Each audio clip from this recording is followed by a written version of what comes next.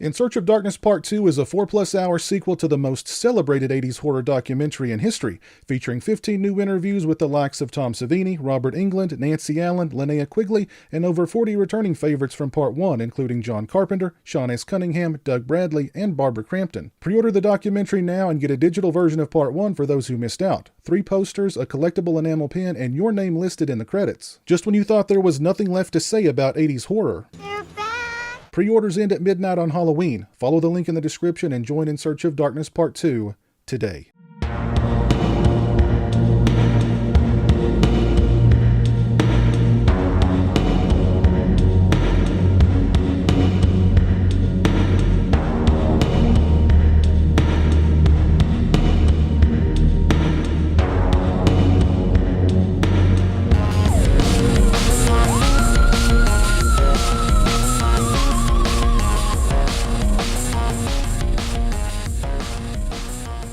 Hey, what's up, people? Pizowell here, and today I want to share with you my Michael Myers mask collection. Now, this is a video that's been requested many times, but I wanted to wait until I got my Blood Tears Warlock mask. I finally got it. I did a full unboxing video for that mask. Actually, I did full unboxing videos for every mask that you're about to see. So if you want a more in-depth look at any of my Michael Myers masks, go check out those unboxings. And of course, Halloween is right around the corner, so no better time to show off my Michael Myers mask collection than here in October, just a week and a half at the time of filming this video from Halloween Day. So without further ado, check out my entire Michael Myers mask collection. I hope you enjoy it, and I'll see you shortly. First up is a Trick or Treat Studios Halloween 78 mask, or at least that's what it used to be before I sent it off to my buddy Eric, aka Sam Haniac, on Instagram for a repaint. If you saw me unbox this mask, you know that it was extremely white. It could not get any whiter. Eric did a fantastic job of making the mask dirty and grungy, but not too dirty and grungy. I really love the paint job he did on this mask. He also did an excellent job with the hair. But yeah, I was really happy with the way that this mask turned out. Next, we have a Trick or Treat Studios Boogeyman mask. I purchased this mask with the intentions of trying my hand at repainting it, but I kind of like the mask just the way it is. I think the sculpt is good. I think the hair is pretty good. So I just decided to keep this mask the way it is.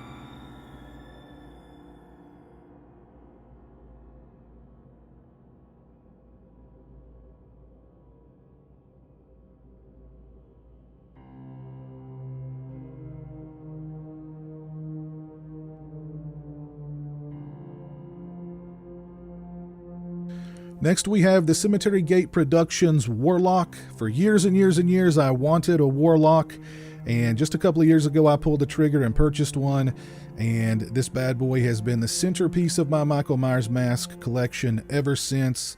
Terry at Cemetery Gate Productions does amazing work with these masks. Everything about this mask is just top-notch. The sculpt, the pull, the paint job, the hair. When I think of a Warlock mask, I think of Halloween 2, and when I think of Halloween 2, I think of the Warlock. I love this mask so much that I had to buy another Warlock. This one is the Blood Tears version, and I'm in love with this mask. I love the look of the Blood Tears to begin with, and look how shiny that blood is. It's like it's fresh blood. Great blood work on this mask. But yeah, the paint job is fantastic. It's dirty, it's grimy, it's grungy. The hair is fantastic. Again, those blood tears, they just look so wet and fresh.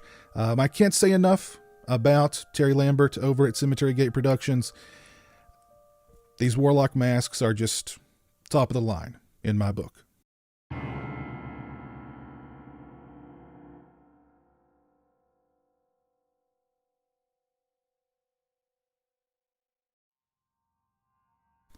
Here is a Trick or Treat Studios Halloween 2 mask that was repainted by an artist that I am not going to shout out here because he actually ripped me off later.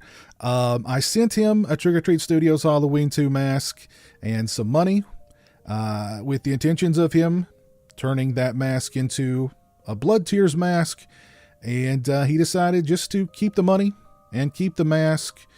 And yeah, but I do love the paint job on this mask that he did. I love how nasty and greasy it looks. It looks filthy, and I like that. I like that a lot. Here's a Trick or Treat Studios Halloween 2 mask that was repainted by Jimmy Falco. Jimmy Falco always does excellent work on these masks. You'll see another Jimmy Falco repaint a little later on in this video. And of course, you are seeing a pattern emerge. You know, you guys know if you followed my channel for any length of time, I love Halloween 2. I love the look of the mask in Halloween 2. I love the look of the shape in Halloween 2. It's my favorite Michael Myers. I love Dick Warlock's portrayal of the character in Halloween 2.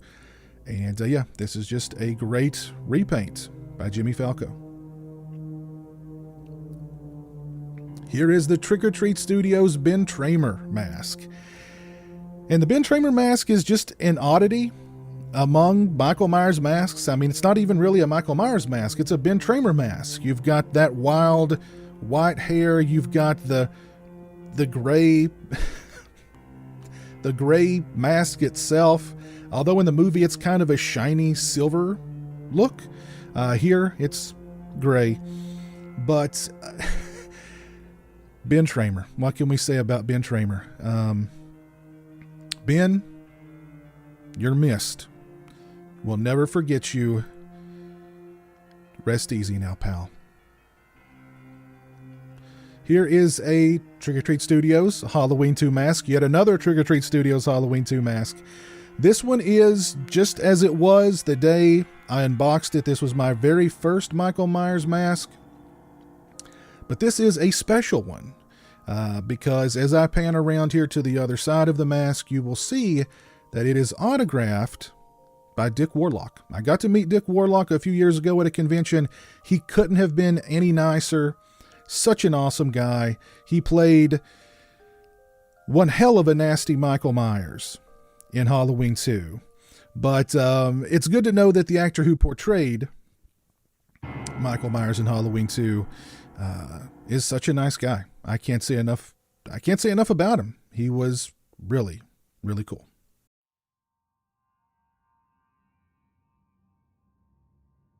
Here's a Trick or Treat Studios Halloween 4 mask, and I've got to say, of all the Trick or Treat Studios masks that I own, this one straight out of the box has got to be the best, at least in my opinion.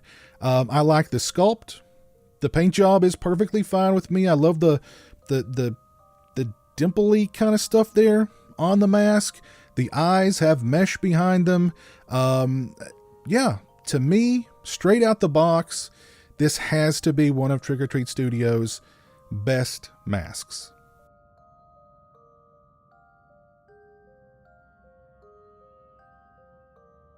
And I know that the mask in Halloween 4 takes a lot of flack, but I've always liked it. I've always liked the mask from Halloween 4. I have no issues with it.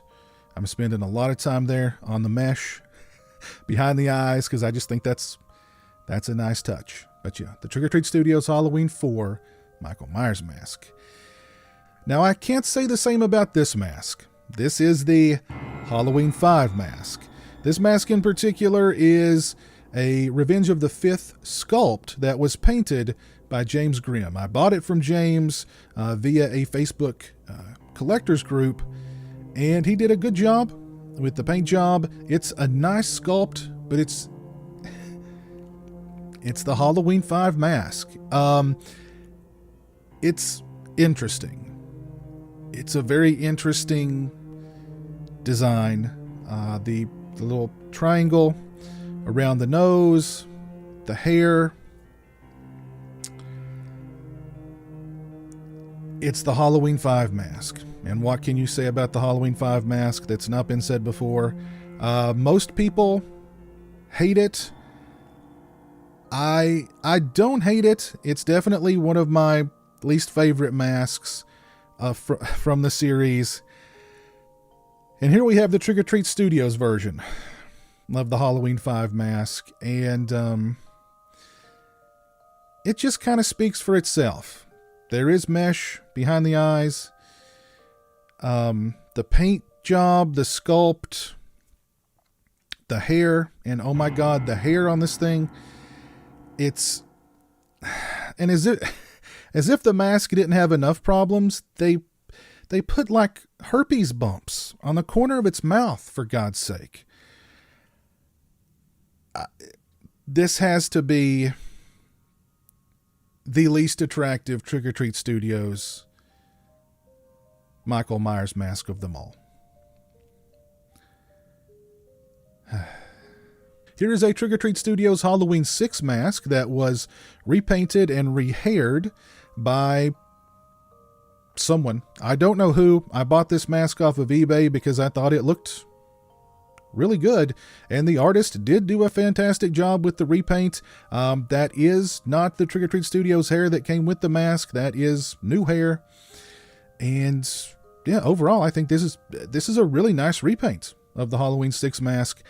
I really like the Halloween 6 mask. I know some people either they can kind of take it or leave it. I like it. I think it's a cool look. And yeah. I do plan on upgrading to a Cemetery Gate Productions Part 6 mask at some point in the near future. Here is a Halloween 1 Michael Myers mask that actually started as a Trick or Treat Studios Captain Kirk mask. Jimmy Falco did the repaint here, and I think this mask looks great. I dig the fact that the neck looks as if the paint has worn off of it, and there's that fleshy color coming through.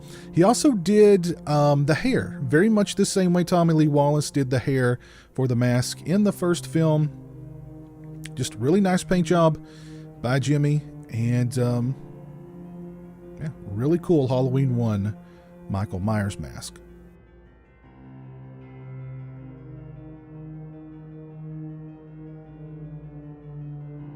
This is a Sinister Studios Obsession mask, and this is a very affordable, really well done mask. The sculpt is good, the pull is good, meaning that the latex is nice and thick, the hair is good, the paint job is good.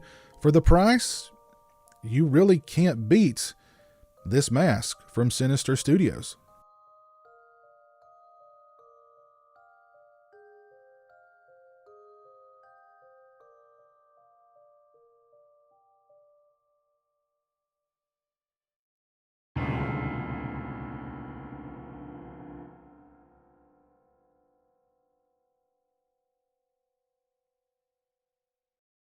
So there you have it, my entire Michael Myers mask collection. I hope you liked it.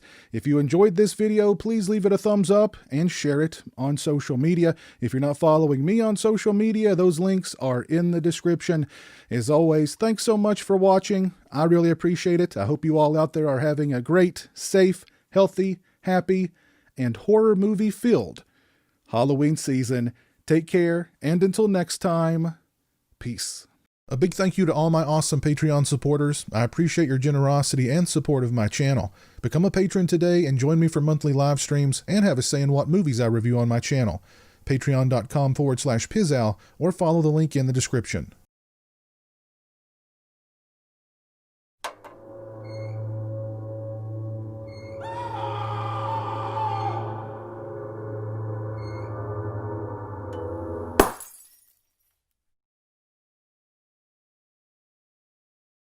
Say hello to the internet, Jeremy. Hello to the internet.